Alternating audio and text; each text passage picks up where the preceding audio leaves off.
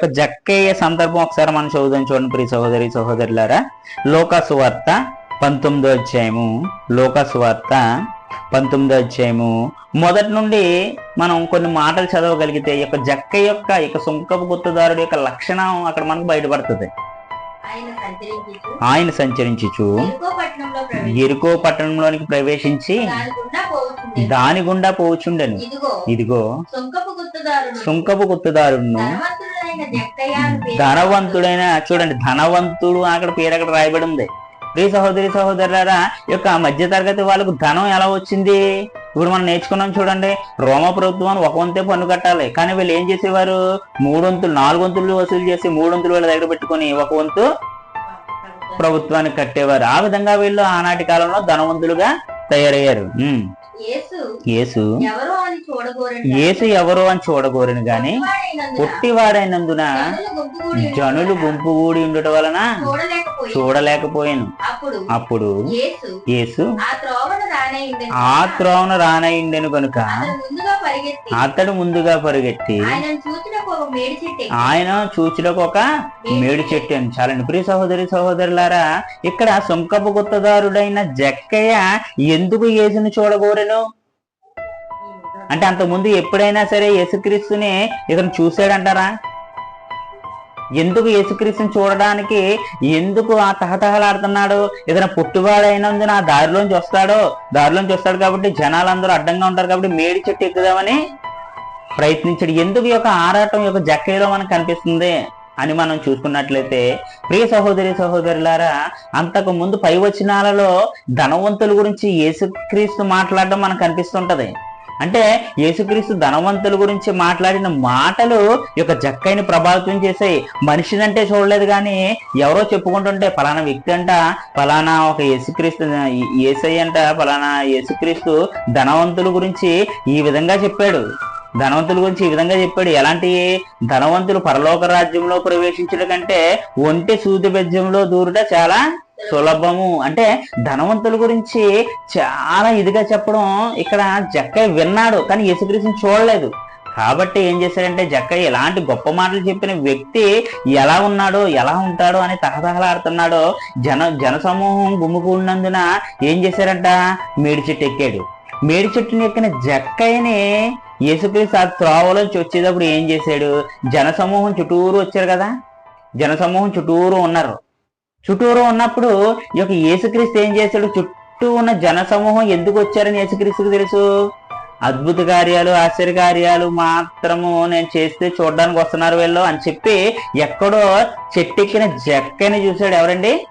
యేసుక్రీస్తు. ప్రియ సహోదరి సహోదరులారా, ఈ రోజు ఒక 1000 మందిలో గాని 100 మందిలో గాని మీరు ఈ యొక్క జక్కయ్యలాగా ఒక్కరిగా ఉన్నట్లయితే 1000 మందినైనా దేవుడు పక్కన పెట్టేసి మిమ్మల్ని చూడడానికి, మీ యొక్క మనసును అర్థం చేసుకోవడానికి యేసుక్రీస్తు దిగి వస్తాడు. ఆ రోజు జక్కయ్యని ఏ విధంగా దిగి రమ్మన్నాడు, నీ ఇంటికి రక్షణ వస్తుందని చెప్పాడు.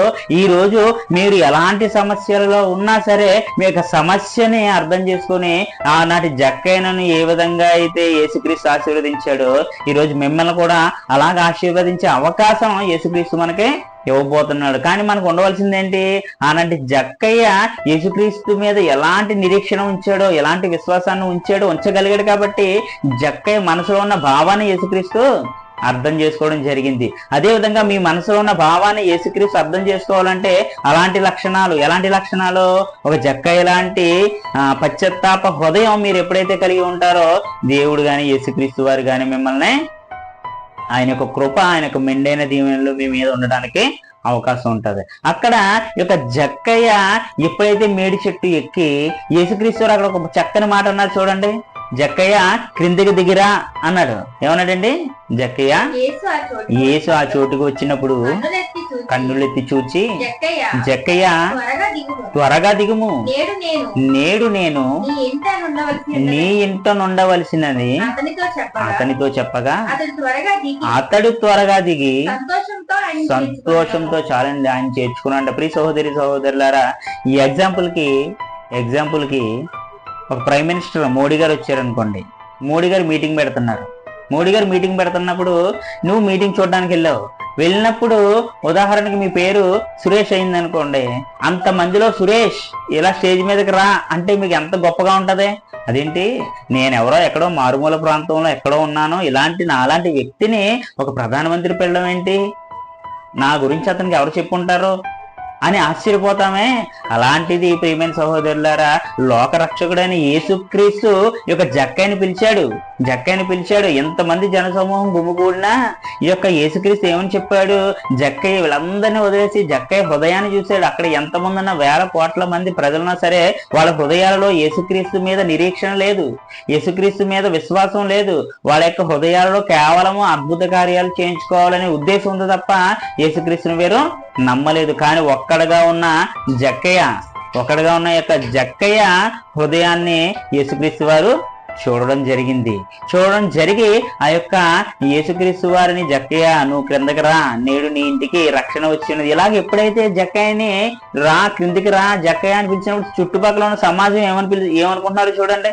అక్కడ వాళ్ళు మాట్లాడుకునే విధానాన్ని మనం పరిశీలించినట్లయితే అందరూ అది చూచి ఈయన పాపి అయిన మనిషిని యొద్ద బస చేయవలనని చాలా సనుక్కుంటున్నారంట. అప్పుడు చూడండి, అంటే పాపి అని ఇలాంటి చూడండి అధికంగా పన్నులు వసూలు చేసే యొక్క వ్యక్తి దగ్గర, ఇలాంటి దుర్మార్గుల దగ్గరికి యేసుక్రీస్తు వెళ్తానంటున్నాడంటే, అంటే ఇక్కడ ఏదో తేడాగా ఉంది అని యేసుక్రీస్తుని కూడా అపార్థం చేసుకునే పరిస్థితి అక్కడ ఏర్పడింది. అప్పుడు జక్కయ్య ఆనందంతో ఉత్సాహంతో చూడండి ఎలాగంటున్నాడు, చూడండి ఎలాంటి మాటలు పలుకుతున్నాడు. జక్కయ్య నిలవబడి, ఇదిగో ప్రభువా, నా ఆస్తిలో సగము పేదలకు ఇచ్చుచున్నాను. నేను ఎవని యొద్దైనను అన్యాయముగా దేనినైనా తీసుకుని ఎడల అతనికి 4 వంతులు మరలా చెల్లించేదను. చూడండి ప్రియ సహోదరులారా, జక్కయ్య ఇక్కడ యేసుక్రీస్తు జక్కయ్యని ఏమన్నా అడిగాడా? ఏం అడగలేదు. జక్కయ్య నువ్వు క్రిందికి రా, నీ ఇంటికి నేడు రక్షణ వచ్చి ఉన్నదని చెప్పినప్పుడు జక్కయ్య హృదయం ఏమైపోయిందండి, పరితాపం చెందింది, పశ్చాత్తాపం వచ్చేసింది. అయ్యో నాలాంటి పాపి దగ్గరికి ఎలాంటి లోకరక్షకుడైన యేసుక్రీస్తు, గొప్ప మాటలు చెబుతున్న యేసుక్రీస్తు రావడం ఏంటి, కాబట్టి నేను ఏమైపోవాలా, మనసు మారిపోవాలి. నా మనసు, నేను ఎవరి దగ్గర అయితే అప్పు ఇచ్చానో లేకపోతే ఎవరినైతే హింసించానో వాళ్ళందరికీ ఏం చేస్తాను, నేను తిరిగి ఇచ్చేస్తాను. నా ఆస్తిలో సగం అంటే నా ధనము గురించి ఎప్పుడైతే జక్కయ్య విన్నాడో, ఇలాంటి ధనం నాకు వద్దు, నా దగ్గర ఉన్న ఆస్తినంతా నేను ఏం చేస్తాను, సమాజానికి ప్రజలకి పంచిపెట్టేస్తాను, నా దగ్గర ఏమీ ఉంచుకోను అని. చూడండి ఎలాంటి గొప్ప మాటలకి జక్కయ్య పలికాడు. అంటే ఈ యొక్క సుంకర జాతికి చెందిన ఈ యొక్క జక్కయ్య, పన్నులు వసూలు చేసే యొక్క జక్కయ్య యేసుక్రీస్తు యొక్క మాటలు విని ఏ విధంగా మారాడో ప్రియమైన సహోదరులారా మనం నేర్చుకున్నాం. మరి ఇలాంటి జక్కయ్య లాంటి హృదయం ఉండి ఆనాటి అపోస్తులు స్థిరాస్తులు అమ్మి అపోస్తుల పాదాల యొద్ద ఎలాగైతే పెట్టారో ఈనాటి ప్రజలు కూడా ఈ యొక్క లోకాన్ని వదిలేయాలండి, లోకంలో ఉన్న ధనాన్ని వదిలేయాల, ఈ యొక్క వైభోగాన్ని వదిలేయాల. ఎప్పుడైతే వైభోగాన్ని వదిలేసామో మనం పరలోక రాజ్యానికి అర్హత సాధిస్తాం. అందుకే యేసుక్రీస్తు వారు ఒక పేద ఇంట్లో పుట్టడానికి, ఒక వడ్రంగివాని కుమారుడిగా పుట్టడానికి మెయిన్ రీజన్ ఏంటో తెలుసండి, ఈ యొక్క ధనము మనకు వద్దు అండి. యేసుక్రీస్తు వారు తలంచుకుంటే ఒక గొప్ప ధనవంతుడు ఇంట్లో పుట్టలేడా? పుట్టగలడు. ఆయన దగ్గర ధనం లేదా, అయినా సరే ఆయన ఒక మాట అంటున్నాడు. ఏమంటున్నాడండి, ఆకాశ పక్షులను చూడి, అవి విత్తవు కోయవు, కొట్లలో కూర్చుకొనవు, వాటికంటే మీరు మరీ శ్రేష్ఠులు. మరి మన కన్న తండ్రి అయిన దేవుడు మనల్ని పోషించలేడా? సహోదరులారా ఆలోచించండి. అంటే మనము ఎప్పుడు ఉదయం లేచిన దగ్గర నుండి రాత్రి పండుకునే వరకు మనకు ఏం కావాలని ఆరాటపడుతూ మనల్ని కన్న తండ్రిని పక్కన పడేస్తున్నాం. కానీ మన కన్న తండ్రి మన గురించి ఏం ఆలోచిస్తున్నారు, నా కుమారుడికి ఏమి ఇవ్వాలి, నా కుమారుడికి ఏ పరిస్థితుల్లో ఏమేమి దయచేయాలి, ఏమేమి ఇవ్వాలని ఆయన ఆలోచిస్తుంటే మనం ఆయన గురించి ఆలోచించుకోకుండా మనం మన అవసరాల గురించి మనం ఆలోచిస్తున్నాం. ప్రియ సహోదరులారా, ఆయన యొక్క ఆశీర్వాదాలను కానీ ఆ యొక్క అవకాశాలను కానీ మనం పొందాలంటే మనం ఏం చేయాలా, ఒక లోకాన్ని తుచ్చనీయులుగా మనం చేసుకోవాలి, పెంటతో సమానంగా ఎంచుకొని మన ముఖ్యమైనటువంటి ప్రయారిటీ ఎవరికి ఇవ్వాలండి, తండ్రి అయిన దేవునికి మనం ఇవ్వాలి. ఇది ఈ యొక్క సుంకరుల యొక్క హిస్టరీ.